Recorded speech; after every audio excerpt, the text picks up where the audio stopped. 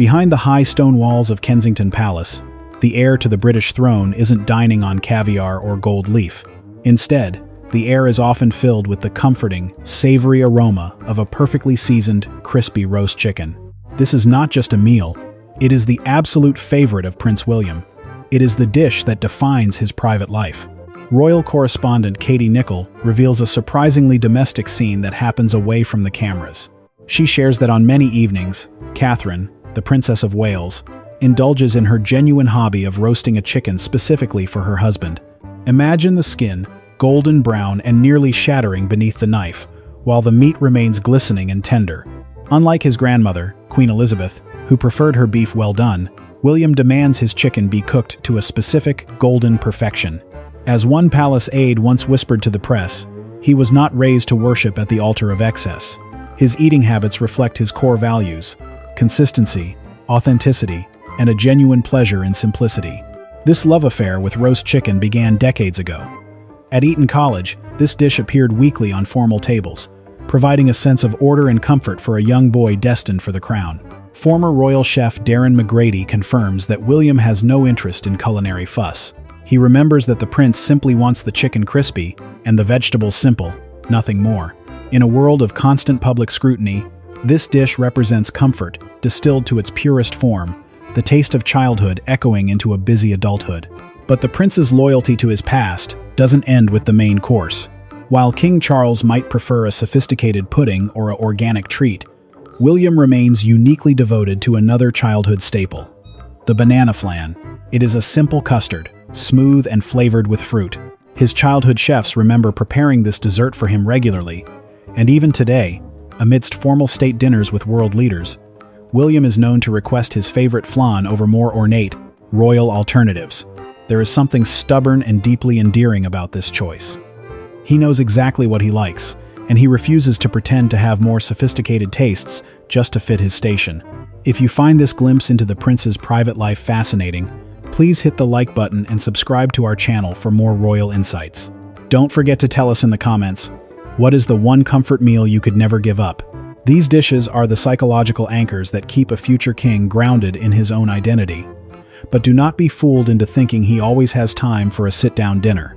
In fact, William has a practical, almost hurried approach to his working lunches that might shock those who expect royal ostentation. Stay with us, because the truth behind his infamous 5-minute lunch and the sandwich that surprised the nation is coming up next.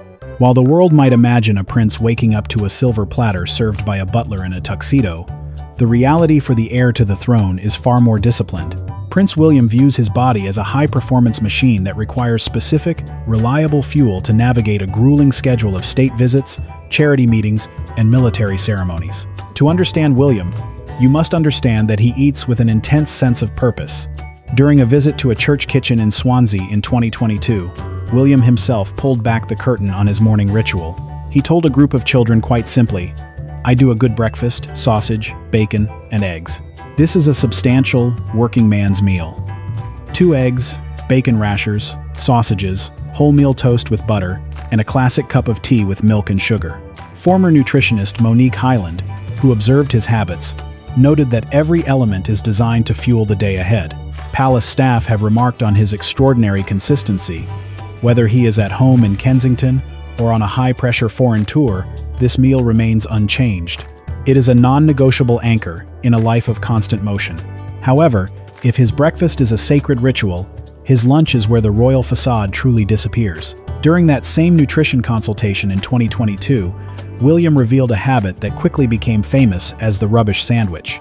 It consisted of nothing more than white bread, butter, cold cuts, and a glass of water. No gourmet garnishes, no artistic arrangement, just quick fuel consumed between back-to-back engagements. When Hyland expressed surprise at such a basic choice for a future king, William's response was characteristically blunt. "It's practical. I'm working. I need to eat quickly." This rubbish sandwich represents something profound about his character. He has never succumbed to the delusion that his rank demands ostentation at every hour of the day. He eats this modest meal without a hint of irony or shame. If it satisfies his hunger and allows him to return to his duties, that is more than enough. It is a stark contrast, a substantial, traditional breakfast, followed by a lunch so simple it borders on the ordinary. Yet, do not let this rugged practicality fool you into thinking the prince lacks a refined side. While he can survive on a quick sandwich during a busy workday, he also carries a deep, internalized respect for the ingredients of the British Isles. There is a more delicate, sophisticated influence at play when the sun goes down, a legacy of sustainability and elegance passed down from his father, King Charles III. How this practical prince handles a formal dinner might surprise you, especially when it comes to a specific type of British seafood that he treats with almost meditative respect. While the rubbish sandwich shows his rugged practicality, there is a side to Prince William that is profoundly elegant, reflecting a philosophy deeply rooted in his heritage. This is where the influence of his father, King Charles III, becomes most visible. For decades, the king has been a pioneer of organic farming and environmental stewardship, and William has quietly internalized this respect for the land and sea. For formal dinners or restorative evening meals, the prince favors pristine white fish, specifically sea bass, turbot, or halibut, sourced directly from British waters. This is perhaps the most aristocratic his palate gets, yet it remains strikingly understated. There are no heavy, masking sauces or overcomplicated culinary experiments. Instead, the preparation is restrained. Perhaps a squeeze of lemon, a few fresh herbs, and a side of sautéed mushrooms glistening with a touch of butter. Former royal chef Darren McGrady once observed that Prince William eats fish like a musician listening to a symphony with a deep respect for its natural beauty. Every element on the plate speaks to a commitment to sustainability and local sourcing. To William, a piece of perfectly fresh fish isn't just a meal. It's a connection to the British coastline and the environmental values his family has championed for generations.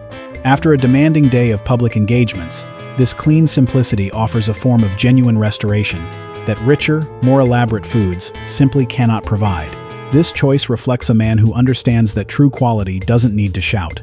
By choosing ingredients that are impeccably fresh and sustainably caught, he is practicing the quiet royalty that defines his public image. It is a meditative, refined ritual that bridges the gap between the ancient traditions of the crown and the modern necessity of protecting our natural world. But don't be fooled into thinking every evening at Kensington Palace is a silent, dignified affair with fine china and perfectly sautéed mushrooms. When the official duties end and the formal suits are traded for sweaters and jeans, the kitchen transforms from a place of quiet reflection into a chaotic, joyful playground. Behind those closed doors, the future King of England takes on his most important role, and it involves a lot of spilled flour and a dough-tossing competition with Prince George, Princess Charlotte, and Prince Louis. You won't want to miss how the royal family handles a Wednesday night pizza crisis coming up next. Step inside the private kitchen of Kensington Palace on a Wednesday evening, and the scene you will find is a far cry from the stiff formalities of a royal court. The air isn't filled with the scent of expensive truffles, but with the unmistakable, yeasty aroma of rising pizza dough and simmering tomato sauce. In these moments, the heir to the throne sheds his title and his suit, becoming simply a father in a flour-dusted apron. Pasta and pizza are the heartbeat of the Wales household. Multiple sources have confirmed Prince William's genuine fondness for Italian classics, a love that traces back to his university days at St Andrews. His former roommates recall him cooking spaghetti carbonara with surprising competence and enjoyment, a skill he still puts to use today. Pasta is perhaps the most democratic of foods. It doesn't bow to rank or demand a silver fork.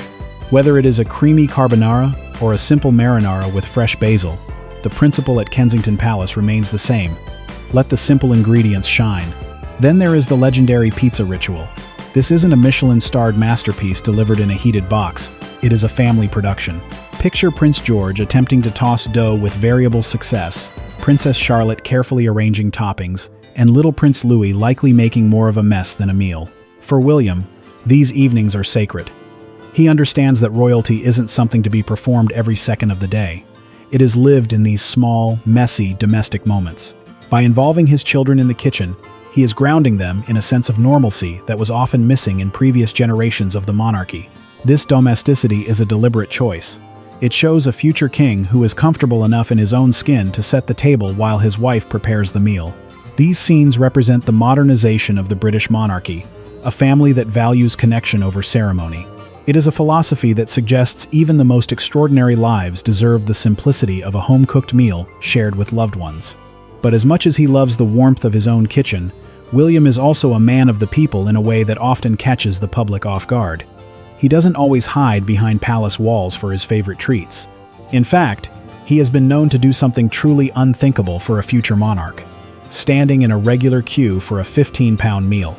The story of his unashamed devotion to a certain high-street chicken chain reveals a level of confidence and ordinariness that might be his greatest strength as a leader.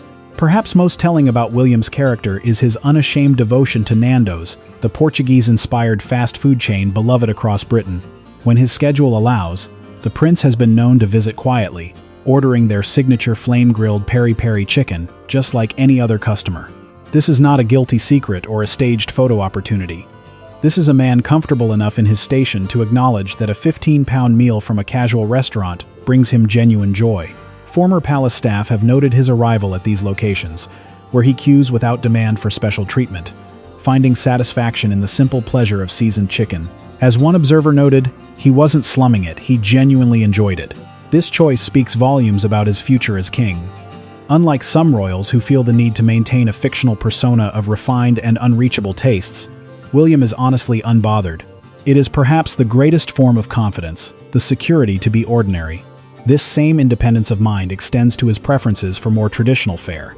During a 2024 charity event at Together as One in Slough, Prince William revealed that steaks are among his most beloved meals, but with a specific detail. He prefers them cooked well done. He specified this without a hint of apology. In the world of haute cuisine, where critics and chefs often insist that meat must be rare to be respected, William's preference is a quiet rebellion.